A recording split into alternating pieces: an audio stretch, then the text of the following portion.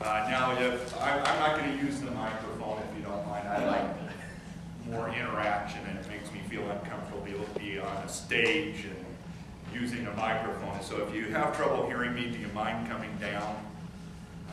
Otherwise, what I like to do at our town halls is really truly have a discussion. So I just take 5-10 minutes to kind of briefly go over what Congress has done in the last year, for you or to you, depending on your perspective. And then what I see Congress doing in the next few months. So first of all, after the 2008 elections, the landscape obviously changed in Washington, D.C. That was already a Democrat House and Senate, but those were changed from simple majorities to super majorities and the White House. And that, depending on your perspective, it changed the way business was done in Washington, D.C. And political science books will write chapters and total books off of the dynamics that changed in Washington, D.C. But I'm going to just focus on the legislation that we've dealt with in the last year, and there's been a lot. It's one of those years where there was a lot of motion.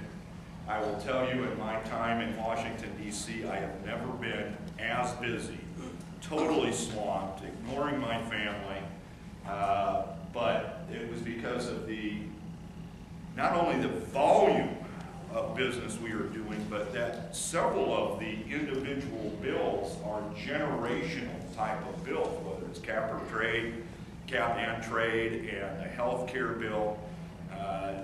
Those are things that commanded a lot of time and attention, and the people were very active. And one of the things that, one dynamic I saw this year is how active people have become on both sides of the issue. And I think that's awesome to see this level of people involved.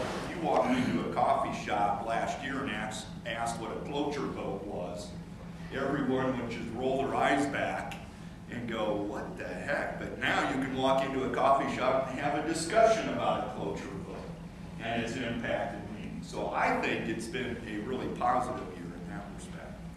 Well, anyway, January, we swore in the new president, and immediately started debate floor work on a stimulus bill. $800 billion. I voted against that for a variety of reasons, mostly because when you broke it down, very little of it was, I would consider, stimulus. It was government program funding off budget. The part that I thought was good, that actually could be stimulus, the infrastructure dollars, roads and bridges, was $50 billion total out of that amount of money. There was a couple of billion put towards SBA, helping small businesses, and that's really about the only part that directly went to helping small businesses. And my understanding of economics and stimulus is that it's small businesses that get you out of a recession. So that we needed to focus on how we help small businesses, but yet that was 1 or 2%, if that, of the totality. And on balance, I thought that $800 billion, which goes straight to the national deficit, or the deficit of that year straight to the national debt, could have long-term consequences that would outweigh any of its immediate benefits. In fact, we can have a legitimate debate here whether there's been any immediate benefits from the stimulus package. Then we went from the stimulus package right into the 2010 spending bills that were supposed to have been passed 6 months before that. Those passed, those had spending increases, programmatic spending increases. And I'm pointing that out because one of the things that I heard from the elections from Democrats, Independents, and Republicans was start controlling the spending in Washington, D.C. So I'm coming up to a pattern here of why I think there's some angst out there with Congress when the first thing they do is pass a $800 billion bill with little impact but goes straight to the debt and goes into the actual appropriations bill, several months late, and increases spending by over 10%. And then go into a budget that assumed increases in health, or increases in taxes, assumed a health care plan and a cap and trade plan, and more taxes and more spending.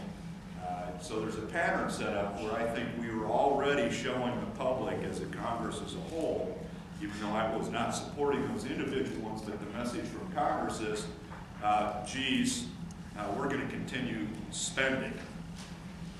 Even though, like I said, across the board, it's nonpartisan or bipartisan, whatever you say, message of control the spending.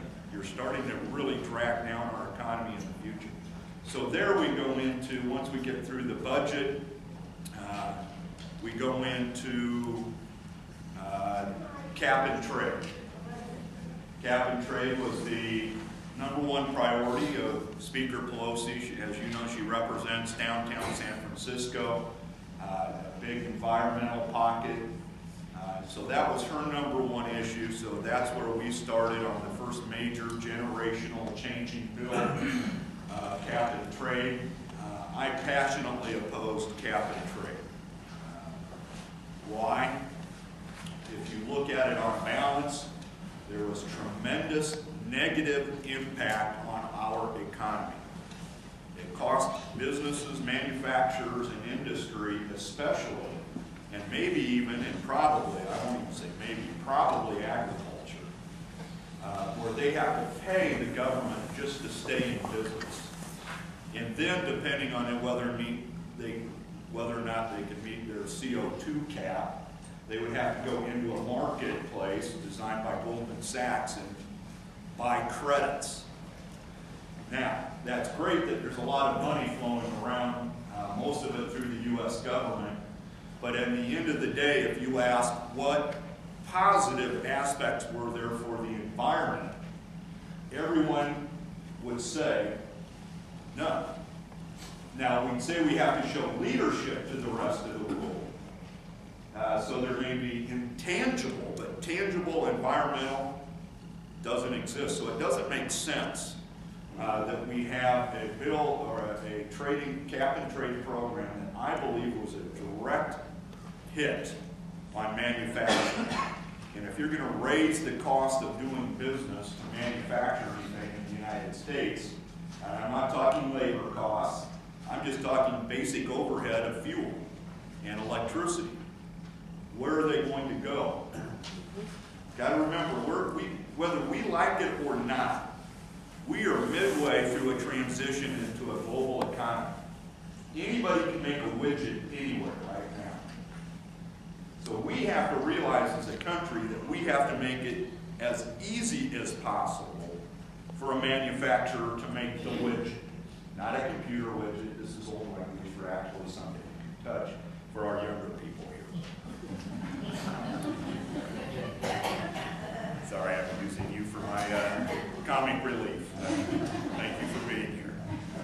And so when we have government policies that make it just without making it more productive, make it more expensive, what do you think they're going to do? We can sit there and say, well, they're just being evil for moving. Well, that's fine. You can call it that. The reality is they're still going to move. And so I would really fear the economic impacts, not only on businesses, but everyone in here. OPPD and PPD did an independent analysis of the House bill and concluded that the day it went into effect, your electric bills would go up 25%. Yeah, that's the first day it goes in.